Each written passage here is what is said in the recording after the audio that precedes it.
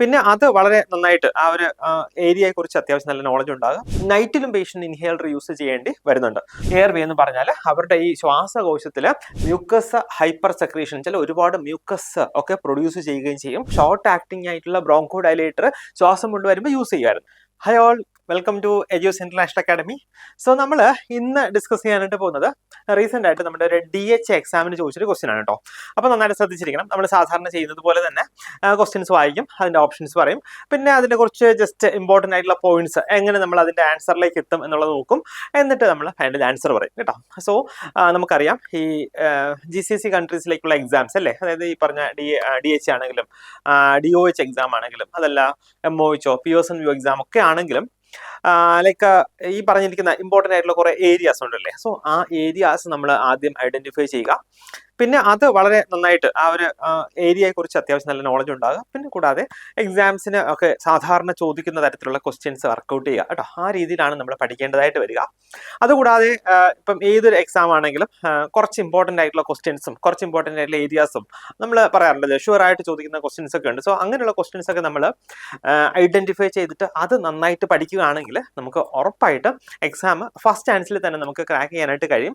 നമുക്കറിയാം സാധാരണ ഈ എക്സാംസിനൊക്കെ അത്യാവശ്യം നല്ല എക്സാം ഫീ വരുന്ന ഒരു എക്സാം ആണ്. അപ്പൊ അതുകൊണ്ട് തന്നെ നമ്മൾ നന്നായിട്ട് തയ്യാറെടുത്ത് എഴുതി കഴിഞ്ഞാൽ നമുക്ക് അതുവഴി തന്നെ ഒരുപാട് സാമ്പത്തിക ലാഭം ഉണ്ടാക്കാനായിട്ട് കഴിയല്ലേ. അല്ലെങ്കിൽ നമുക്ക് 1-2 പ്രാവശ്യം അല്ലെങ്കിൽ 2-3 പ്രാവശ്യം ഒക്കെ നമ്മൾ എക്സാം എഴുതുമ്പോൾ അത്രയും നമ്മൾ ഫീസ് ഒക്കെ പേയ്മെന്റ് ചെയ്യേണ്ടതായിട്ട് വരും. സോ അതുകൊണ്ട് തന്നെ നന്നായിട്ട് പഠിച്ച് പ്രത്യേകിച്ച് ഷുവറായിട്ട് ചോദിക്കുന്ന ഏരിയാസ് ആ ക്വസ്റ്റ്യൻസ് ഒക്കെ നമ്മൾ വർക്കൗട്ട് ചെയ്ത് കോൺഫിഡന്റ് ആയിട്ട് എക്സാം എഴുതി കഴിഞ്ഞാൽ വളരെ സിമ്പിൾ ആയിട്ട് ജയിക്കാൻ കഴിയുന്ന എക്സാം ആണ് ഈ പറഞ്ഞിരിക്കുന്ന എല്ലാ GCC എക്സാംസും എന്ന് പറയുക കേട്ടോ. അപ്പൊ നമുക്ക് നോക്കാവേ.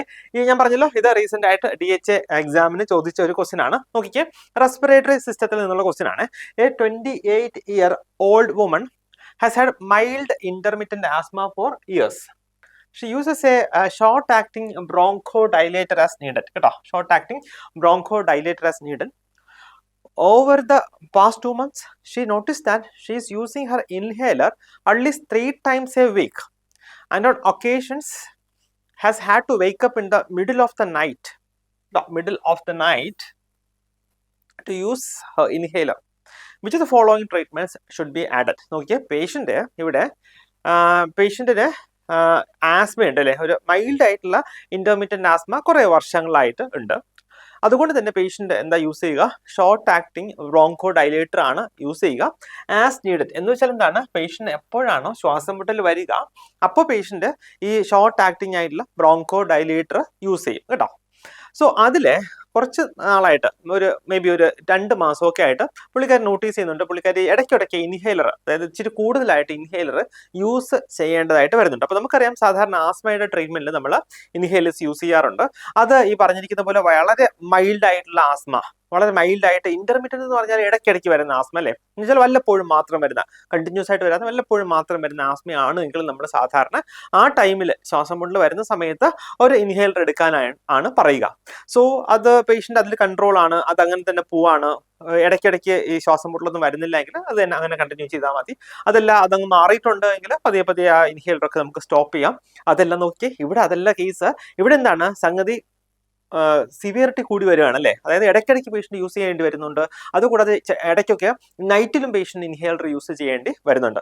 So which of the following treatment should be added? അപ്പൊ ഇങ്ങനെയുള്ള ഒരു കേസിൽ എന്ത് ട്രീറ്റ്മെന്റ് ആണ് നമ്മൾ ആഡ് ചെയ്യേണ്ടത് അല്ലെങ്കിൽ ആഡ് ഓൺ ചെയ്യേണ്ടത് എന്നുള്ളതാണ് ക്വസ്റ്റ്യനിൽ ചോദിച്ചിരിക്കുന്നത്. നോക്കിയേ, option A is leukotriene receptor antagonist.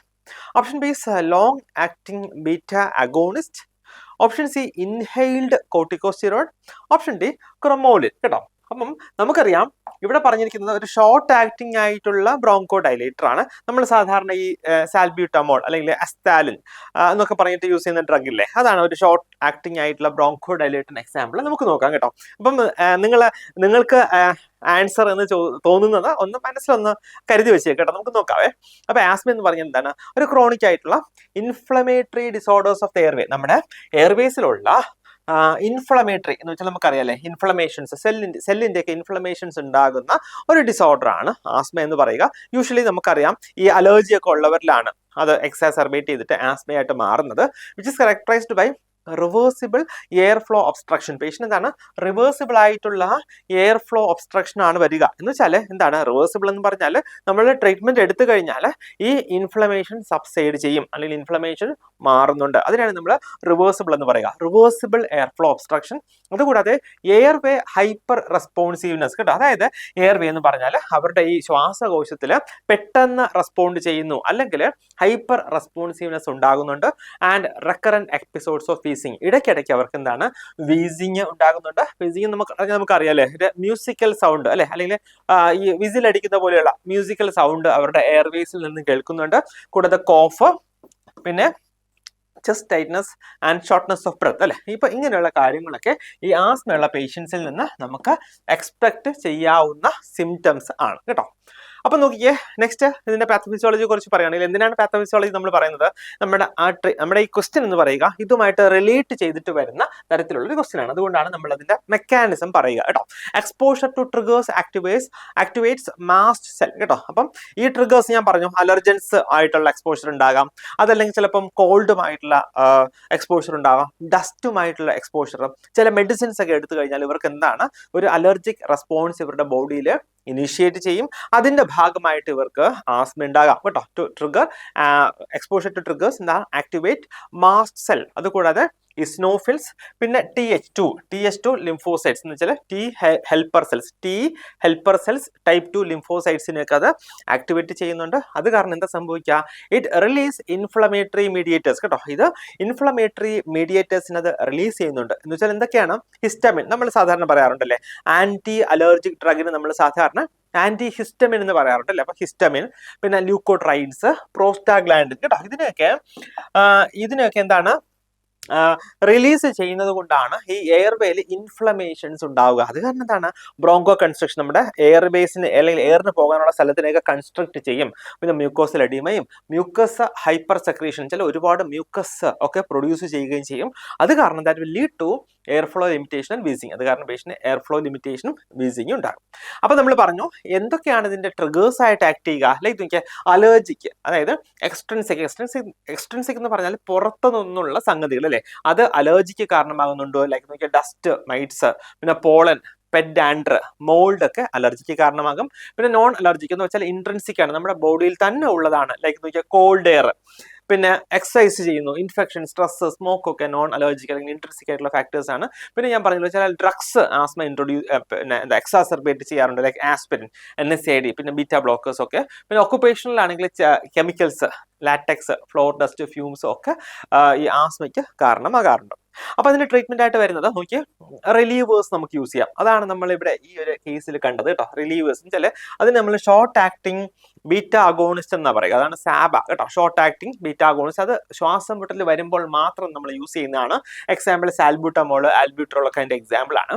പിന്നെ കൺട്രോളേഴ്സ് എന്ന് വെച്ചാൽ എന്താണ് ഈ ശ്വാസം മുട്ടൽ വരാതിരിക്കാൻ അല്ലെങ്കിൽ ആസ്മ വരാതിരിക്കാൻ വേണ്ടി നമ്മൾ കൊടുക്കുന്ന ഡ്രഗ്സിനെയാണ് കൺട്രോളേഴ്സ് എന്ന് പറയുക. എന്ന് വെച്ചാൽ അത് ഇൻഹെയിൽഡ് കോർട്ടിക്കോസ്റ്റിറോയിഡ്സ് കേട്ടോ. എന്താണ് ഇൻഹെയിൽഡ് കോർട്ടിക്കോസ്റ്റിറോയിഡ്സ് ആണ് നമ്മളിവിടെ കൺട്രോളേഴ്സ് ആയിട്ട് കൊടുക്കുക. എക്സാമ്പിൾ ബുഡിസോനൈഡ്, പിന്നെ വെക്ലോമെതോസൺ ഒക്കെ ഇതിന്റെ എക്സാമ്പിൾ ആയിട്ട് വരുന്നതാണ്. പിന്നെ റെഡ്യൂസ് എയർ, അത് യൂഷ്വലി നമ്മുടെ എയർവേ ഇൻഫ്ലമേഷൻ ഒക്കെ കുറയ്ക്കാനാണ് ഹെൽപ്പ് ചെയ്യുക. പിന്നെ ലാബ എന്ന് വെച്ചാൽ ലോങ് ആക്ടിങ് ബീറ്റ അഗോണിസ്റ്റ്, അതും ഒരു രീതിയിൽ പറഞ്ഞാൽ ഒരു ഇൻഹെയിൽഡ് കോർട്ടിക്കോസ്റ്റിറോയിഡ്സിന്റെ കൂടെ നമ്മൾ കൊടുക്കുന്ന ഡ്രഗ്സ് ആണ്. സാൽമെട്രോൾ, ഫോർമെട്രോൾ പോലുള്ള ഡ്രഗ്സ്. പിന്നെ ലൂക്കോട്രൈൻ ആന്റഗോണിസ്റ്റ്, നിങ്ങൾക്ക് മനസ്സിലായല്ലോ നമ്മൾ ലൂക്കോട്രൈന്റെ കാര്യമൊക്കെ പറഞ്ഞെന്താണ്, ആ ലൂക്കോട്രൈനെ ബ്ലോക്ക് ചെയ്യുന്ന ഡ്രഗ്സ് ആയിട്ടുള്ള മോണ്ടി ലുക്കാസ്റ്റ് ഒക്കെ നമ്മൾ സാധാരണ കൊടുക്കാറുണ്ട്. ഇനി സിവിയർ ആയിട്ടുള്ള ആസ്മ ഉണ്ട് എങ്കിൽ നമ്മൾ ഒമാലിസുമാബ്, പിന്നെ ഓറൽ സ്റ്റിറോയിഡ്സ് ഒക്കെ, കോർട്ടിക്കോസ്റ്റിറോയിഡ്സ് നമ്മൾ ടാബ്ലറ്റ് ആയിട്ടൊക്കെ നമ്മൾ പേഷ്യൻസിന് കൊടുക്കാറുണ്ട് അൺകൺട്രോൾഡ് ആയിട്ടുള്ള സിവിയർ ആസ്മയിൽ. അപ്പൊ നോക്കിയേ ഈ ഇൻഹെയിൽഡ് കോർട്ടിക്കോസ്റ്റിറോയിഡ്സ് എന്താ ചെയ്യുക, അതാണ് ഒരു മോസ്റ്റ് ഇഫക്റ്റീവ് ആയിട്ടുള്ള ലോങ് ടേം കൺട്രോളർ ആയിട്ട് അല്ലെങ്കിൽ ലോങ് ടേം ഡ്രഗ് ആയിട്ട് നമ്മൾ യൂസ് ചെയ്യുക in case of persistent asthma. Persistent asthma എന്ന് പറഞ്ഞാൽ എന്താണ്, പേഷ്യന്റ് ആസ്മ അങ്ങോട്ട് മാറുന്നേ ഇല്ല. സോ ആ ഒരു കേസിൽ വളരെ ഇഫക്റ്റീവ് ആയിട്ടുള്ള ലോങ് ടേം ഡ്രഗ് എന്ന് പറയുന്നത് എന്താണ്, ഇൻഹെയിൽഡ് കോർട്ടിക്കോസ്റ്റിറോയിഡ്സ് ആണ്. സോ ഇത് യൂഷ്വലി നമ്മുടെ ലിപ്പേസ് പിന്നെ പ്രോസ്റ്റാഗ്ലാൻഡിൻ ലുക്കോട്രൈനൊക്കെ ഇൻഹിബിറ്റ് ചെയ്യും. അതിന്റെ ഭാഗമായിട്ട് എയർവേ ഇൻഫ്ലമേഷൻ കുറയ്ക്കുകയും ചെയ്യുന്ന ഡ്രഗ്സ് ആണ് ഇൻഹേൽഡ് കോർട്ടിക്കോസ്റ്റിറോയിഡ്സ് എന്ന് പറയുന്നത് കേട്ടോ. അപ്പൊ നോക്കിയേ, ഇതാണ് നമ്മുടെ ഒരു ആസ്മ അതിന്റെ മാനേജ്മെന്റിനെ കുറിച്ചുള്ള ഒരു ചെറിയൊരു നട്ട്ഷെൽ നമുക്ക് പറയാനായിട്ട് കഴിയുന്നത്. ഇനി നമ്മുടെ ക്വസ്റ്റ്യനിലേക്ക് വന്നു കഴിഞ്ഞാൽ ക്വസ്റ്റ്യൻ എന്തായിരുന്നു? ക്വസ്റ്റ്യൻ നമ്മൾ കണ്ടു, പേഷ്യന്റ് ഒരു ഷോർട്ട് ആക്ടിംഗ് ആയിട്ടുള്ള ബ്രോങ്കോ ഡയലേറ്റർ ശ്വാസം കൊണ്ടുവരുമ്പോൾ യൂസ് ചെയ്യുമായിരുന്നു. പക്ഷെ ഇവിടെ ഈ അടുത്തിടയ്ക്കായിട്ട് പേഷ്യന്റ് ഇടയ്ക്കിടയ്ക്ക് യൂസ് ചെയ്യേണ്ടി വരുന്നുണ്ട്. കൂടാതെ രാത്രിയിൽ ശ്വാസം മുട്ടലായിട്ട് എഴുന്നേൽക്കുന്നുണ്ട് അല്ലേ. സോ നമ്മൾ എന്താണ് അവിടെ നമ്മൾ യൂസ് ചെയ്യേണ്ടത്? കൺട്രോളർ ഡ്രഗ്സ് നമ്മൾ യൂസ് ചെയ്യണം അല്ലേ. സോ ഇവിടെ നോക്കിയാൽ കൺട്രോളർ ഡ്രഗ്സ് ആയിട്ട് പറയുന്നത് എന്താണ്? ഇൻഹേൽഡ് കോർട്ടിക്കോസ്റ്റിറോയിഡ്സ് ആണ് അല്ലേ. അതായത് ഇൻഹേൽഡ് കോർട്ടിക്കോസ്റ്റിറോയിഡ്സ് ആണ് നമുക്ക് ഇവിടെ ട്രീറ്റ്മെന്റ് ഭാഗമായിട്ട് ആഡ് ചെയ്യേണ്ടതായിട്ട് വരും. അപ്പൊ നിങ്ങൾക്ക് ഏകദേശം മനസ്സിലായോ ഇവിടെ എന്തുകൊണ്ടാണ് ഈ ഓപ്ഷൻ സി ഇൻഹേൽഡ് കോർട്ടിക്കോസ്റ്റിറോയിഡ്സ് വന്നത് എന്ന് മനസ്സിലായോ? സോ ഈ രീതിയിലാണ് നമ്മൾ ഈ പറഞ്ഞിരിക്കുന്ന GCC എക്സാംസിനൊക്കെ പ്രിപ്പയർ ചെയ്യേണ്ടതായിട്ട് കൺസെപ്റ്റ് ഒന്ന് മനസ്സിലാക്കുക. പിന്നെ ക്വസ്റ്റ്യൻസ് ആ ഒരു പാറ്റേൺ മനസ്സിലാക്കിയിട്ടുണ്ടെങ്കിൽ നമ്മൾ ഇനി നെക്സ്റ്റ് ടൈം നോക്കിയേ, നെക്സ്റ്റ് ടൈം ഇതുപോലൊരു ക്വസ്റ്റ്യൻ വന്നു കഴിഞ്ഞാൽ നമ്മൾ മറക്കില്ല അല്ലേ. സോ ഈ രീതിയിലാണ് നമ്മൾ പഠിക്കേണ്ടതായിട്ടുള്ളത്.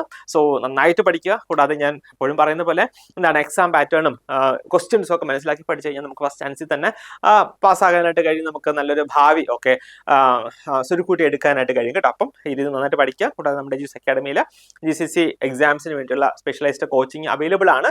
അപ്പം നിങ്ങൾക്ക് കോച്ചിങ് എടുക്കാൻ താല്പര്യം ഉണ്ടെങ്കിൽ ഉറപ്പായിട്ട് നമ്മുടെ അക്കാഡമിയായിട്ട് കോൺടാക്ട് ചെയ്യുക. നിങ്ങളുടെ സീറ്റുകൾ ഉറപ്പിക്കുക. നന്നായിട്ട് പഠിക്കുക. എല്ലാവർക്കും ഓൾ ദി ബെസ്റ്റ്.